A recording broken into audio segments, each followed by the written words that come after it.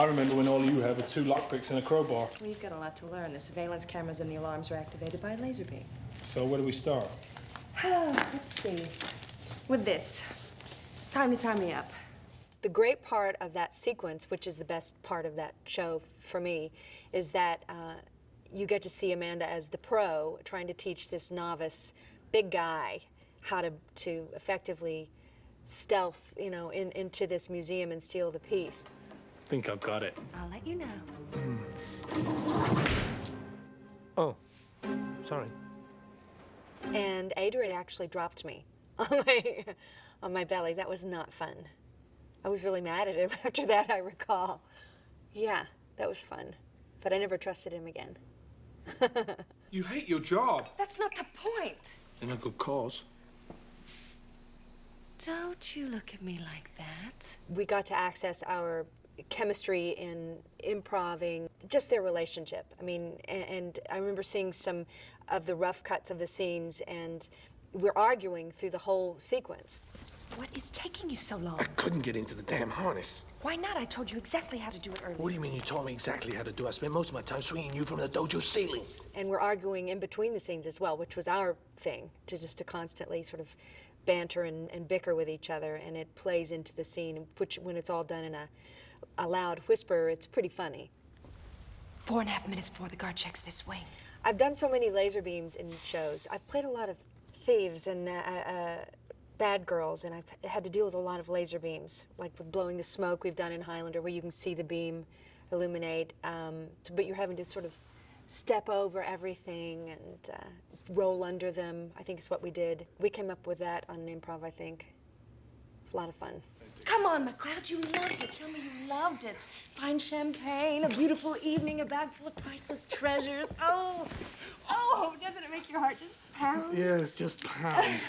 The very first episode we did, Lady and the Tiger, we just, I don't know, there were a couple of scenes. Granted, David Abramowitz and his staff wrote great scripts, and I sort of got it. I got who she was supposed to be, and I got their relationship, and we just connected on a certain level. And I don't know what scene it was in Lady and the Tiger, but we just sort of figured it out. And luckily enough, they asked me back for the next season, and then, you know, more episodes, and we really got to develop that relationship to where we could do and say almost anything to each other on camera. And I mean, you have a lot of bedroom scenes and a lot of intimate sort of situations on camera, and you get very comfortable because then you've broken all the barriers, and you can just go with it. I am your obedient servant. Damn, I like the sound of that. I guess the writers took advantage of the fact that they knew Adrian and I in fact, we would get many scenes that were written the night before, so we'd maybe get a 3-page heavy dialogue scene that we had to shoot at magic hour, and we'd read it, and for a lot of situations that would be really difficult and be hard to do, but we would have limited rehearsal, and we would just shoot it with a Steadicam, and you know, it would be really great. And I felt like an actor, you know, we both did, I think, and those might be very serious, intimate moments. And I think our friendship off camera, you know, I consider him a friend, and very quickly we established that relationship, and there's sort of a trust factor, and that you can just go, you can go places you might not be able to go with someone you don't like or you don't, you know, feel that comfortable with. I don't intend to. Cross of St. Antoine was one of my very early episodes, so a lot of what I was doing in the fight was predicated on the necessities of getting them off the upper elevations of the building onto the train cars, which meant a stunt. So John Wardlow, who was the stunt coordinator at that time, had arranged for 2 of the stunt doubles to leap. That was a major portion of the day, was getting the stunt shot in. And then, of course, we're fighting along the top of the cars, leaping from car to car. And again, when I saw the location, I thought, well, this is sort of an old movie thing of, you know, fighting across the top of a train, with the possible exception that this one ain't moving.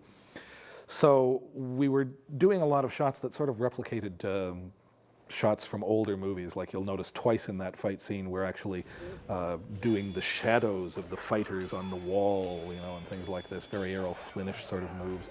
I started doing some double spin moves, again, trying to get a little bit more flamboyant, because I knew that once we moved into the bloody cars, we were pretty much crooked. There's no room in there at all. This is habitual with any kind of a location, is how much room do you have to swing a sword. It may look good on the camera lens when you're just holding the lens to your eye, but you get a couple of guys in there with 3 feet of metal on the end of their reach, and the room becomes very, very small. So the sword work inside was pretty limited. Again, once we got outside, we were doing the kill with a reverse grip.